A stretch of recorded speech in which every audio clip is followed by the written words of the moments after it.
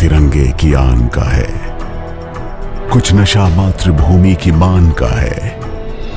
हम लहराएंगे हर जगह ये तिरंगा, नशा ये हिंदुस्तान की शान का है। शायद यही जज्बात रहे होंगे उन वीरों के दिल में जिनकी बदौलत 26 जुलाई भारत के इतिहास में विजय दिवस के रूप में दर्ज हो सका। दराज की इस पावन जमीन पर आपका स्वागत है। यहां की यह सरजमीन हमें उन शूरवीरों की याद दिलाती है जिन्होंने अपनी जान हथेली पर रखकर हमारी इस धरती मां की रक्षा की और पाकिस्तानी घुसपैठियों को खदेड़ निकाला। उन रणबांकुरों के नाम एक इबादत।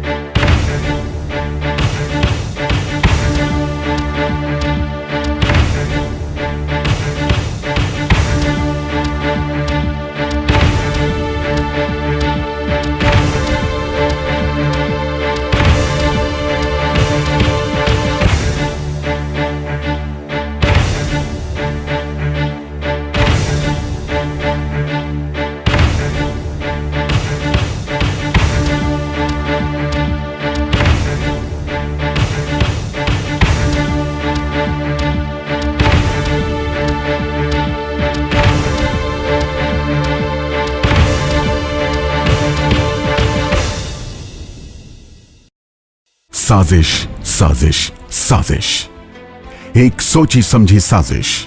पड़ोसी मुल्क ने एक बार फिर हमारे साथ विश्वासघात किया। कुछ दुस्साहसी पाकिस्तानियों ने भारत के ताज जम्मू कश्मीर के कुछ हिस्सों को दोबारा हासिल करने की नाकाम कोशिश की। भारत के लिए यह कोई नई बात नहीं थी जब पाकिस्तान ने हमारे साथ विश्वासघात किया हो, लेकिन हर बार वो मुंह की खाता रहा है। उसके बाद भी पाकिस्तान ने एक बार फिर NH1 डेल्टा के पास की खाली पोस्टों पर कब्जा करने की साजिश की, पर उनके इन नापाक मंसूबों को मुंह तोड़ जवाब देने के लिए भारतीय फौज ने ऑपरेशन विजय का आगाज किया। यह गाथा है उन जांबाजों की जिन्होंने चट्टानों का सीना चीरकर दुश्मनों को नेस्त नाबूद कर दिया। उन बहादुर वीरों की जिनके चेहरों पर शिकन तक ना आई और वो खुशी खुशी अपने वतन के लिए कुर्बान हो गए। ये कहानी है उन वीर माताओं की जिनके वीर सपूतों ने अपने प्राणों की आहुति देकर मातृभूमि की रक्षा की। ये सच्चाई है टाइगर हिल की, तोलोलिंग की, कैप्टन विक्रम बत्रा, लेफ्टिनेंट मनोज पांडे की, मेरे और आप जैसे हर भारतवासी की। आइए सुनते हैं कारगिल युद्ध और उन शूरवीरों की कहानी। कंधों से मिलते हैं कंधे, कदमों से कदम मिलते हैं, हम चलते हैं जब ऐसे तो दिल दुश्मन के हिलते हैं। श्रीनगर से 205 किलोमीटर की दूरी पर है कारगिल। यहां केवल एक ही राजमार्ग है, NH1 डेल्टा, जो कि श्रीनगर को लेह से जोड़ता है। घुसपैठिए इस मकसद से आए थे कि वो इस राजमार्ग पर कब्जा कर सके, जिससे लेह की आजादी पर खतरा पैदा हो सकता था। उनकी इस घुसपैठ का कोड था ऑपरेशन बदर।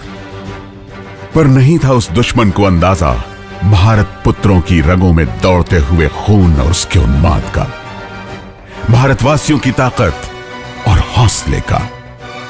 इस मेमोरियल की सुरक्षा करते हुए और हमारे समक्ष फैली हुई विशालकाय पहाड़ी मशहूर तोलोलिंग की पहाड़ी है।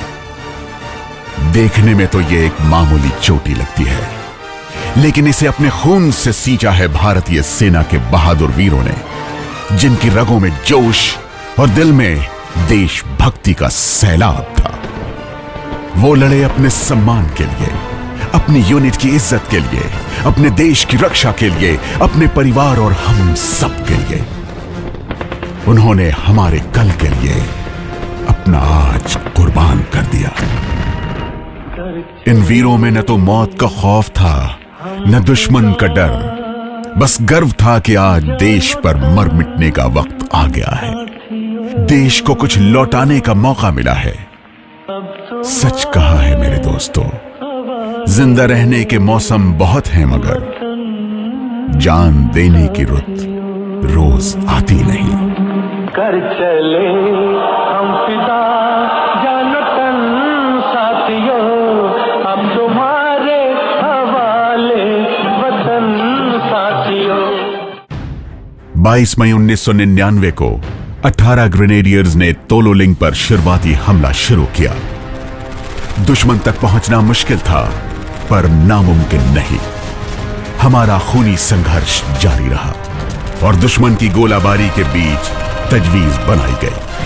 28 मई को मेजर RS अधिकारी, कैप्टन SA नंबालकर और लेफ्टिनेंट बलवान सिंह के नेतृत्व में हमारे जांबाज सिपाहियों ने तोलोलिंग पर हमला किया।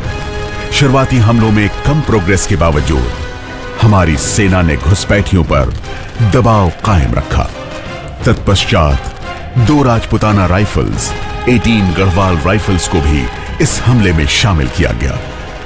13 जून 1999 की सुबह 0300 आवर्स को 2 राजपुताना राइफल्स के मेजर विवेक गुप्ता ने असाधारण वीरता और अदम्य साहस का परिचय देते हुए तोलोलिंग पर कब्जा किया और तोलोलिंग की पहाड़ी पर तिरंगा फहरा दिया। और इसके साथ ही 13 जून की सुबह 0600 आवर्स तक 0.4590 पर भारतीय तिरंगा लहरा दिया गया। तोलोलिंग की लड़ाई में भारतीय सेना के अनेक बहादुर जवान वीर गति को प्राप्त हुए। इस लड़ाई में मेजर विवेक गुप्ता को मरणोपरांत, मेजर RS अधिकारी को मरणोपरांत और नायक दिगेंद्र कुमार को महावीर चक्र से सम्मानित किया गया। तोलोलिंग भारतीय सेना के ऑपरेशन विजय की पहली जीत थी और इससे मानो भारतीय सेना के हौसलों को नए पंख मिल गए। लेकिन जीत की भूख अभी खत्म नहीं हुई थी और 0.5140 पर आक्रमण करने की कार्यवाही शुरू हुई। इस बार चौतरफा हमले की योजना बनाई गई। 18 गढ़वाल राइफल्स पूर्व से, 1 नागा दक्षिण पश्चिम से और 13 जम्मू एंड कश्मीर राइफल्स को दक्षिण से हमला बोलने का हुक्म दिया गया। 19 जून की रात का वक्त था। ऑब्जेक्टिव को नेस्तो नाबूद करने के लिए तमाम डिविजनल आर्टिलरी और द्रास सेक्टर में मौजूद सभी इन्फेंट्री मोर्टार्स को फायर का हुक्म दिया गया। निहायत ही कठिन परिस्थितियों में, खराब मौसम और दुश्मन की घातक गोलाबारी के बावजूद हमारे जवान आगे बढ़ते रहे और 20 जून की सुबह तक 0.5140 कॉम्प्लेक्स पर कब्जा कर लिया। एक बार फिर जोश और उल्लास के साथ भारत का तिरंगा लहराता हुआ 0.5140 की चोटी पर दिखा। जीत की कामयाबी चखने के बाद तमन्नाएं बढ़ने लगी और अगला लक्ष्य 0.4700 और 3 पिंपल था। 28 जून की रात 2 राजपुताना राइफल्स ने 3 पिंपल पर आक्रमण की तैयारी शुरू की। धावे से पहले लगभग 2 घंटे के लिए 100 आर्टिलरी गनों, मोर्टार्स और रॉकेट लॉन्चर्स ने ऑब्जेक्टिव पर भारी मात्रा में बम गिराए और बोफोर्स गन को डायरेक्ट फायरिंग रोल में इस्तेमाल किया गया। इस लड़ाई में भारतीय फौज ने अदम्य साहस, शौर्य, पराक्रम और त्याग का अद्भुत उदाहरण पेश किया। लेकिन इस जीत में मेजर P आचार्य, कैप्टन विजयन थापर और कैप्टन कैंगरोस ने वीर गति को प्राप्त करके मातृभूमि का वो जीता हुआ हिस्सा हमें सुपुर्द किया। उनकी शूरवीरता और निडर जज्बे के लिए राष्ट्र द्वारा उन्हें मरणोपरांत महावीर चक्र से सम्मानित किया गया। मेरे भारतवासियों, इन वीर सैनिकों के खून से सजी ये जीत बहुत महंगी है और हम सब के लिए एक सीख है कि देश रक्षा सर्वप्रथम है। सच ही कहा है, मुझे न तन चाहिए न धन चाहिए, बस अमन से भरा वतन चाहिए। जब तक जिंदा हूं इस मातृभूमि के लिए, और जब मरूं तो तिरंगा कफन चाहिए।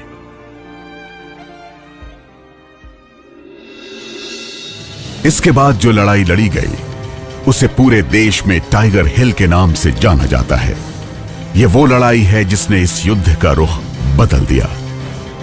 18 ग्रेनेडियर की एक कंपनी और घातक प्लेटून ने भारी गोलियों की बौछार और भारी गोलाबारी के बावजूद लेफ्टिनेंट बलवान सिंह के नेतृत्व में टाइगर हिल पर धावा बोला।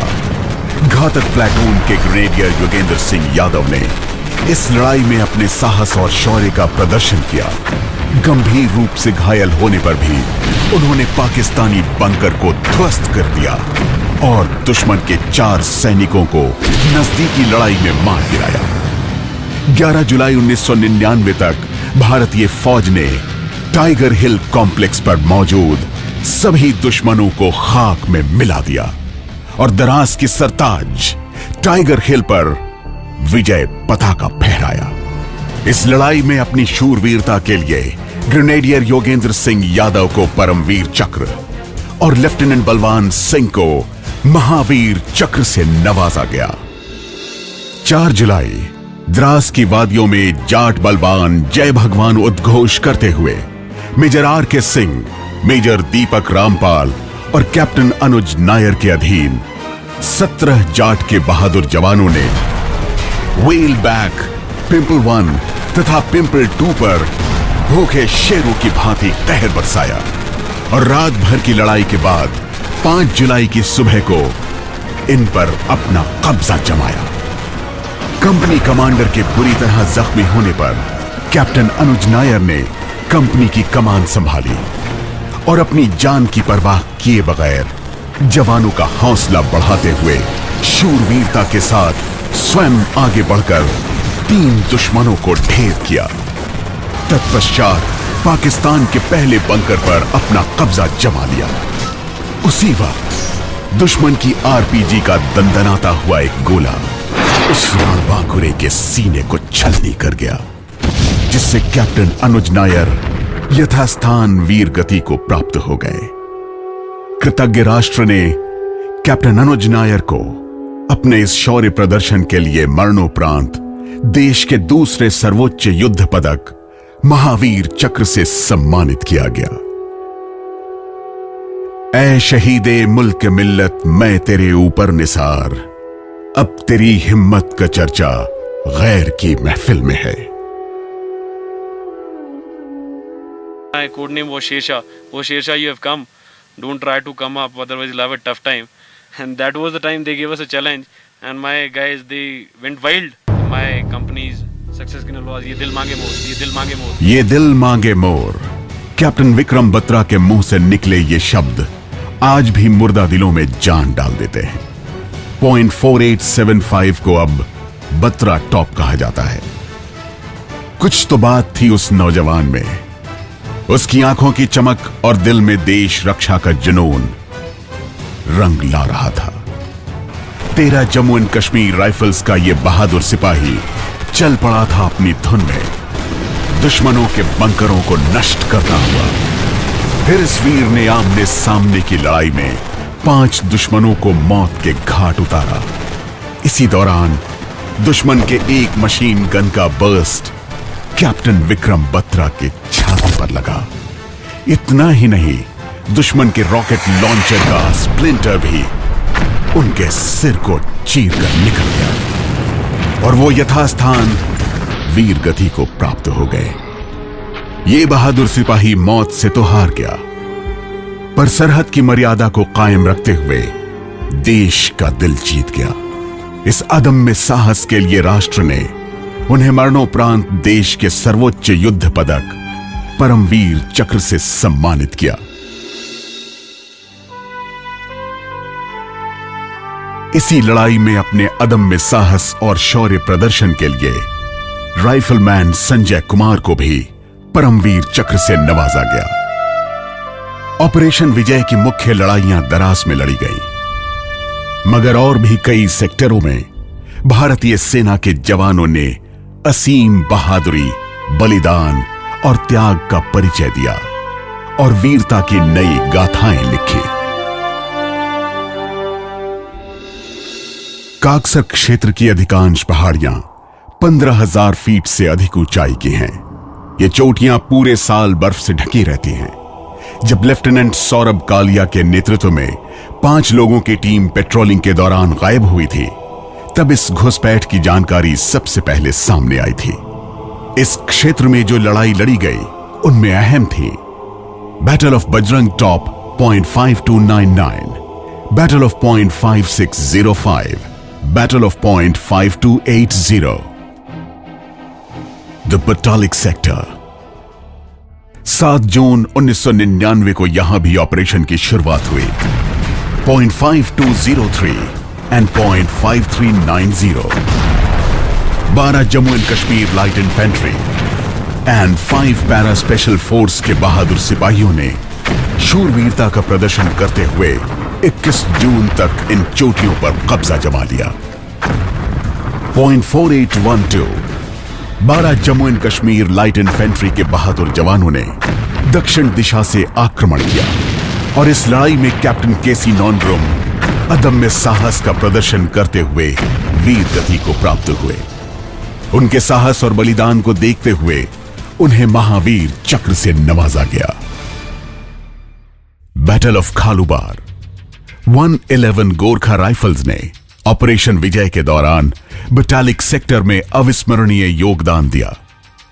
बटालिक के चमकते सितारे लेफ्टिनेंट मनोज कुमार पांडे के नेतृत्व में सामरिक महत्व वाली चोटी खालूबार पर 2 जुलाई 1999 की रात चढ़ाई आरंभ की।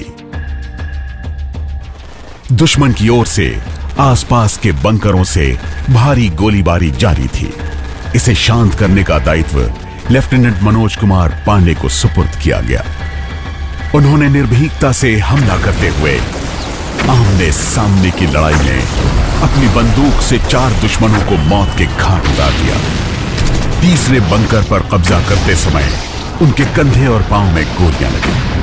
अपने घाव की परवाह न करते हुए उन्होंने गोरखा राइफल्स का आयो गोरखाली युद्ध घोष करते हुए चौथे बंकर पर हमला बोल दिया। शहादत को प्राप्त करने से पहले उन्होंने 6 पाकिस्तानी बंकरों को नष्ट कर दिया, 11 से अधिक दुश्मनों को मार गिराया। लेफ्टिनेंट मनोज कुमार पांडे को मरणोपरांत देश के सर्वोच्च युद्ध पदक परमवीर चक्र से सम्मानित किया गया। साकार हो उठते हैं उनके द्वारा उनकी ही डायरी में लिखे गए अंग्रेजी के ये शब्द, if death strikes before I prove my blood, I promise I will kill death. अर्थात यदि मौत मेरे जुनून को अंजाम देने से पहले मुझ पे टूट पड़े, मेरा वादा है मैं मौत को मार दूंगा।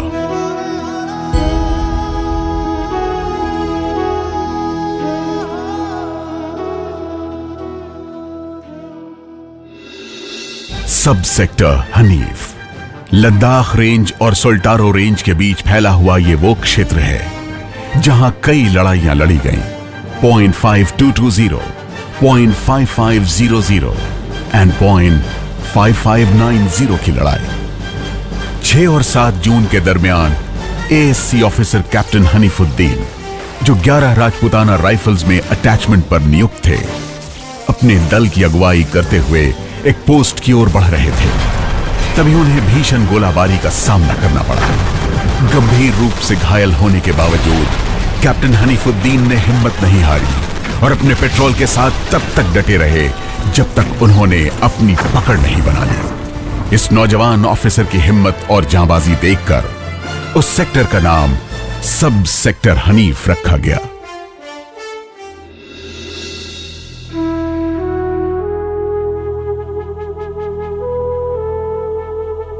शहीदों की मज़ारों पर लगेंगे हर बरस मेले, वतन पर मिटने वालों का यहीं बाकी निशान होगा।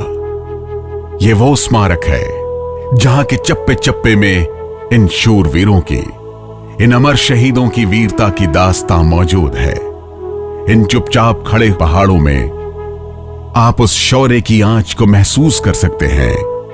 ये वो स्मारक है जो उन जवानों के साहस को समेटे हुए है जिन्होंने अपने आज को न्यौछावर कर दिया ताकि हमारा कल रोशन हो सके। यह स्मारक सभी राष्ट्रवासियों की श्रद्धांजलि है उन रणबांकुरों को जो आज भले ही हमारे बीच मौजूद नहीं है, लेकिन वो हमारे दिल में हमेशा मौजूद रहेंगे। कर चले हम फिदा जानो तन साथियों, अब तुम्हारे हवाले वतन साथियों। कर चले हम फिदा जानो तन साथियों, अब तुम्हारे हवाले वतन साथियों।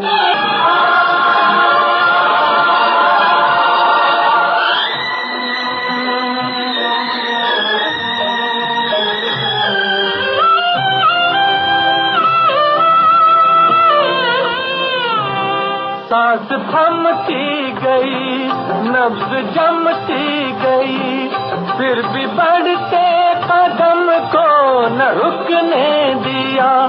कट गए सर हमारे तो कुछ गम नहीं, सर हिमालय का हमने न झुकने दिया। मरते मरते रहा बाँझपन साथियों, अब तुम्हारे हवाले वतन साथियों। कर चले हम फिदा जान तन साथियों, अब तुम्हारे हवाले वतन साथियों।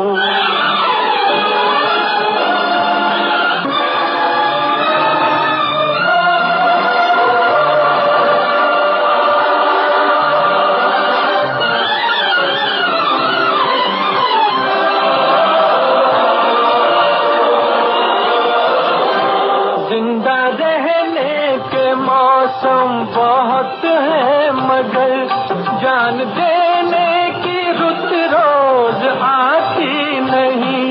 हुस्न और इश्क दोनों को रुसवा करे वो जवानी जो खून में नहाती नहीं। आज धरती बनी है दुल्हन साथियों, अब तुम्हारे हवाले वतन साथियों। कर चले हम फिदा जान तन साथियों, अब तुम्हारे हवाले वतन साथियों।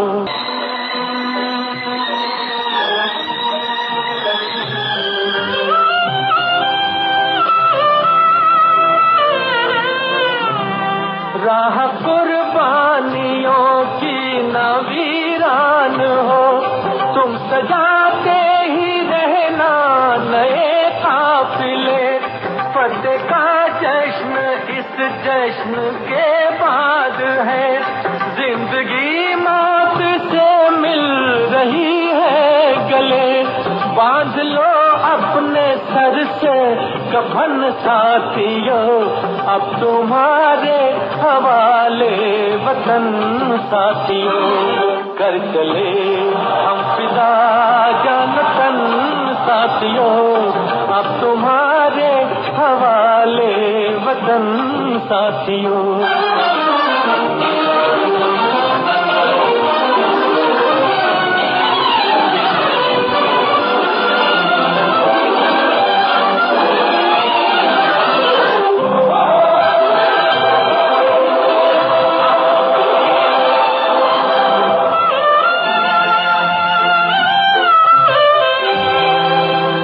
खींच दो अपने मुंह से जमीन पर लगी, इस तरफ आने पाए न रावण कोई। तोड़ दो हाथ अगर हाथ उठने लगे, छूने पाए न सीता का दामन कोई। राम भी तुम ही लक्ष्मण साथियों, अब तुम्हारे हवाले वतन साथियों। कर चले हम फिदा जान तन साथियों, अब तुम्हारे हवाले वतन साथियों। अब तुम्हारे हवाले वतन साथियों, अब तुम्हारे हवाले